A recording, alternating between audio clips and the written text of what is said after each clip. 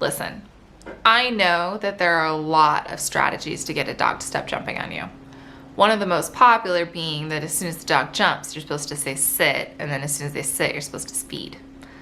The problem with that technique is that the dog will ultimately learn that if I jump on mom, she's gonna say sit, and then I'm gonna do it, and then eventually I get a treat. So the dog starts doing this sort of routine where it's jump, sit, treat, jump, sit, treat, jump, sit, treat. And ultimately you haven't really gotten rid of the jumping, you've just made the jumping more reinforcing. That's why today I'm going to be sharing with you a brand new technique that you probably have never heard before to get your dog to stop jumping that will actually work.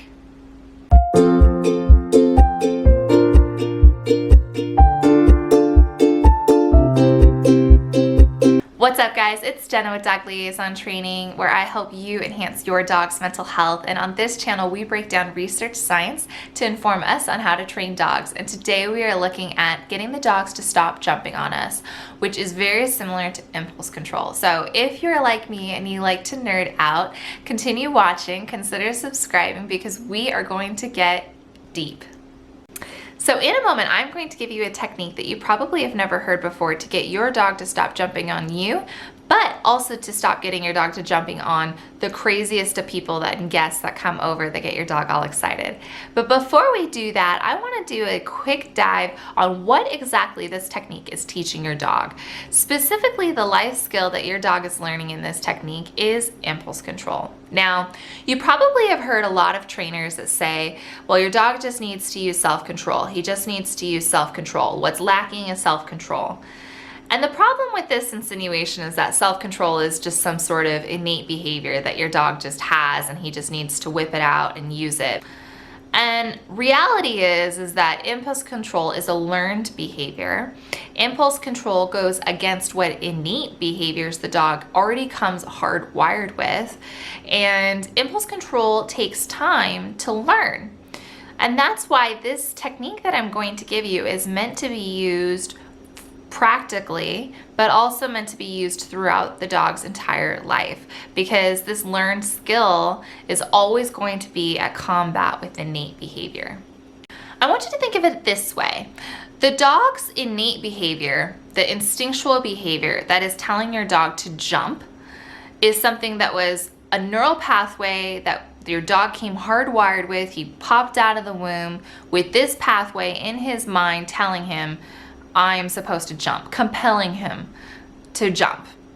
And now what we have to do with this technique that I'm going to give you is create a new neural pathway that is going to combat that innate neural pathway, and it is going to become so solid that the dog chooses to use this learned behavior alternatively to the innate one. Now, if this sounds like a difficult task, it is, and it's not just a difficult task for you, it's a difficult task for your dog. Recognize that learned behavior takes a lot longer for the dog to choose because he's not as necessarily compelled or inclined towards it. Now, impulse control is defined as the choice to delay gratification, and that delayed gratification part is super important. So teaching your dog impulse control is teaching your dog to delay the reinforcement, the positive reinforcement he gets from the jump itself. Now, the reason your dog is self-reinforced by jumping is A, it's just fun, they just like doing it, they're naturally inclined towards it, but also when your dog's jumping, it's usually happening in a context that is especially stimulating and exciting, like when mom and dad come home, or when the guests walk through the door, or when someone is saying hello to them and petting them, or when it's dinner time. And so because of that, jumping is also naturally reinforcing for most dogs. There are exceptions, but for most dogs, jumping is a pleasurable, fun thing. And scientists have been able to prove that with dogs in particular, dogs are more likely to delay gratification when they know something of better value is on its way. That's why the first part of this activity, before you even pull the dog out, is you need to think about what is more reinforcing than your dog's jumping to your dog. So in some cases, this is affection. I mean, giving your dog pets and loves and physical touch in many cases is very reinforcing for your dog, but it also can initiate jumping. So You want to pick a reinforcer, whether a toy or a treat or something, that is more valuable to your dog than the jump is. That's very important. I highly recommend you use a high value toy or a medium value treat or something like that. If you don't know what I mean by ranking reinforcers as low, medium, or high, I created a video and I'm going to link it at the end of this video as well so that you can go watch it. But effectively, we want to make sure that we are always paying our dog comparably. Except in this case, ironically, in this case, we want to be paying our dog higher. We need to be paying our dog higher than the jump is worth. So that is one of the only ways that you are going to truly be able to teach impulse control and teach your dog to delay gratification, is when he knows that if he delays it, he gets something more reinforcing at the end. So now you're ready to actually start playing the game, and I call this game the ABC game. Now, the reason I call it the ABC game is because I personally sing the ABCs to the dogs. You can sing whatever word, whatever song you want. You can sing Twinkle Twinkle Little Stars, whatever. The reason I picked ABCs is because it's easier for me to identify where I left off. So I can take a mental note that I left off at J, or a mental note that I left off at Q. And in a moment, I'm gonna give you a visual of what that means, and you'll have a little bit more context of how we're handling this. But you wanna pick a song or time limit that is going to be easier for you to identify where you left off. When you start playing this game, you want to play in a low stimulating situation. I know that most of the times when you practice jumping, you want to practice this in the context that the dog usually jumps. So when mom comes home, we're playing this right away. And there is a time and a place for that. And at the end of this video, we are going to get to that. I'm going to show you how to handle those situations. But like anything else, when you're instilling a new behavior, it's important that you practice first in a situation that is not dire. So think about this like when you're learning to drive a car. Nobody learns to drive a car when they have an appointment at 2:30 and they're running late and there's traffic. You learn to drive a car in a parking lot or when it's a slow day, right? And that's what you want to think of with this ABC game, is you want to start off practicing in a situation where it's not dire, it's not necessary. It's a low stimulating environment, low criteria environment. And then I promise you, I will show you how you can start to apply this in real context situations.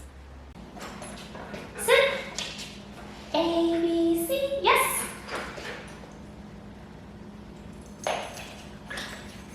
A, B, C, D, yes.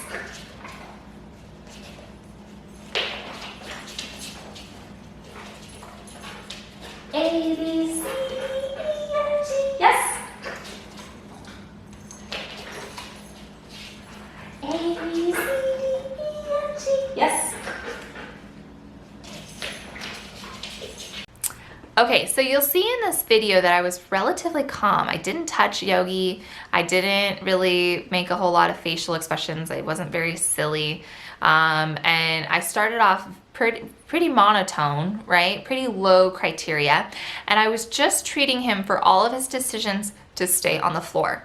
It's very important that you don't necessarily have to put your dog in a sit, in a down, in a whatever. I mean, you can if you want, but that's not really the purpose of the game. The purpose of the game is to teach your dog that he can do whatever he wants. He can wiggle, he can wag, he can be a dog, but he can't jump. And the moment he jumps, he stops getting treats. So you capture any decision that keeps all four on the floor, even if that means that he's walking away. If your dog walks in the other direction while you're playing this game, you still reinforce that. Because again, we're desensitizing what causes him to jump. That's the purpose of this game, is that we are eliminating the excitability of some of the triggers that would cause him to jump. So according to Brooks et al. In 2017, they did a study specifically on dog impulse control, and they compared it to social pressure and other psychological elements. And I'm going to link the study in the description box below if you feel so inclined. But One of the things that that study figured out was that the first 10 seconds of the dog learning delayed gratification are the hardest. You want to think of the first 10 seconds is going to be J, K, right? So all of the letters preceding J and K, you really want to take your time with that, because those are going to be the most difficult time frame for your dog, but it's also the most informative. It's where the dog is learning the most. So it's important that you are very clean with your information. If he jumps, he gets no attention whatsoever. If he stays on the floor, he gets a yes. And you're setting up criteria that he can do successfully. A, B, C, D, E, F, G, H, I, J, K, yes. A, B, C, D, E, F, G.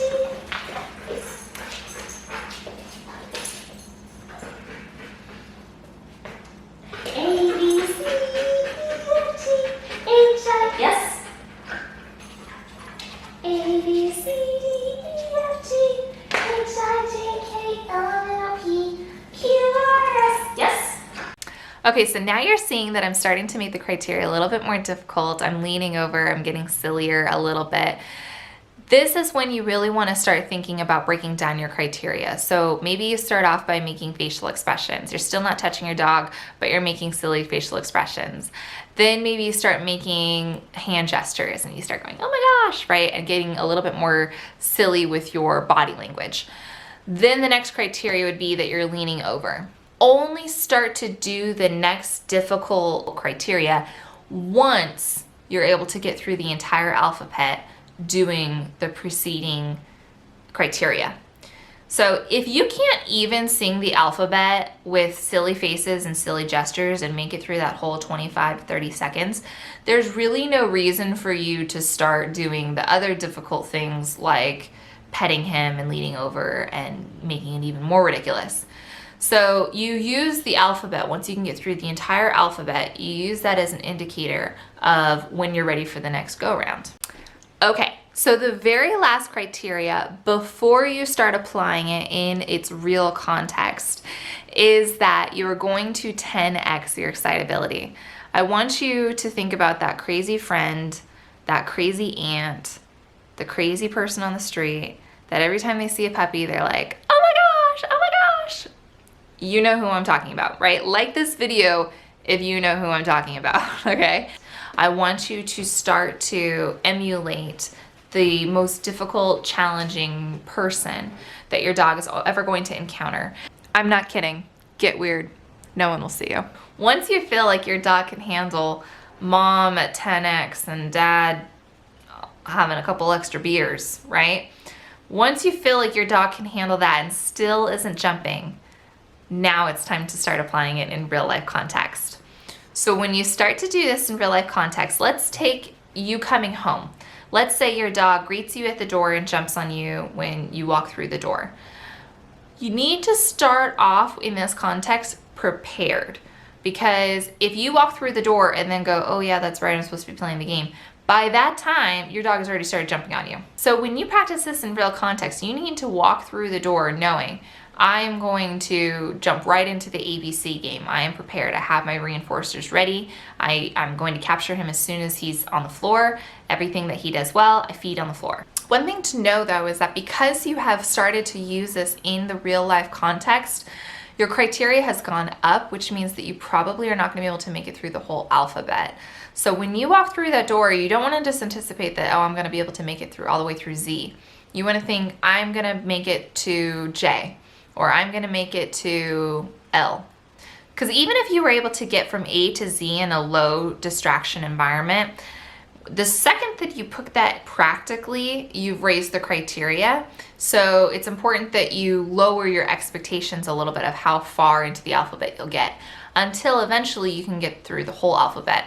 And honestly, you could sing the alphabet as many times as you want. I mean, if you go a whole 30 seconds and now you're ready to raise the criteria past 30 seconds, keep going, sister. Just be fair in your assessment. Be fair of what criteria your dog can actually handle. Now it's time to start to practice this with other people. Maybe your aunt is finally over. But when you're practicing this with a guest, again, we're starting off with lower alphabet. So we're not trying to make it from A to Z right out of the get-go. We're starting off with, I just want to get to L. I just want to get to C. Maybe your criteria is, I just want to be able to make it through the first 3 seconds with him on the floor, right? And treat him every single time he has the choice to jump and chooses not to. It's very important that you recognize that impulse control when it comes at you. And a lot of times we look at it as stubbornness and we ignore it because we think, well, it's not going to stay for very long. He's going to jump in 3 seconds. It doesn't matter. You still got 3 seconds right there of impulse control, and you need to be rewarding that, because otherwise it's going to go away altogether. I definitely recommend that you are the one feeding the treats instead of your aunt, particularly if your dog is very friendly and very social and likes everyone.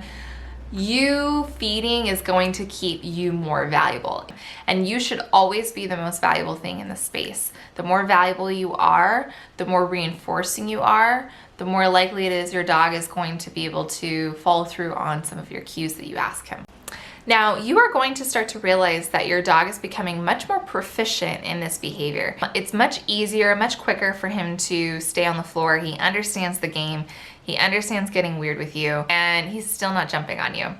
And that is because you have created a very good foundation for a learned behavior. You've started to create that neural pathway that your dog is going to use in lieu of the instinctual pathway that's telling him to jump. But just because that pathway, that learned behavior, is becoming more accurate doesn't necessarily mean that your dog is going to be able to choose that learned behavior over his instinctual behavior. That part takes a lot of time, and you have to give him the benefit of the doubt. Remember that we are creating a whole new neural pathway for your dog, and it is supposed to effectively undo an instinctual pathway. And that's very difficult. It takes a lot of time. It takes a lot of maintenance. That's one of the reasons I want you to really take your time with this behavior.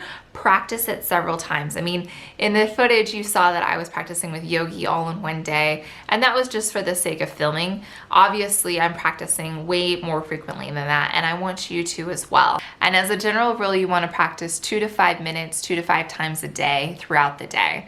Obviously, that's very relative. It's very general. I want you to do what you can. But I promise you that impulse control is something that is heavily reliant on rehearsal. It is, the brain needs to practice doing the same thing over and over and over again before it becomes so inclined to choose that option over one that it has been doing its entire life. Some other contexts that you can practice this in are on walks when you are coming across a neighbor or stranger. You can practice this during roughhouse play. So maybe you're outside and you're playing fetch and you want to teach the dog not to jump. Practice this around young children. Just make sure that you have some barriers up so that the children can't get hurt. Remember that impulse control needs to be maintained throughout the dog's entire life. So in the comments below, I want you guys to post some strategies you use to maintain your dog's impulse control. My favorite is stay, but there are a lot of different ways to use stay, and there are 4 biggest mistakes that I see people use and practice when they're doing stay, and I'm going to be covering those in my next video. So make sure you hit subscribe. If you liked this video, please hit like, and I'll see you guys soon.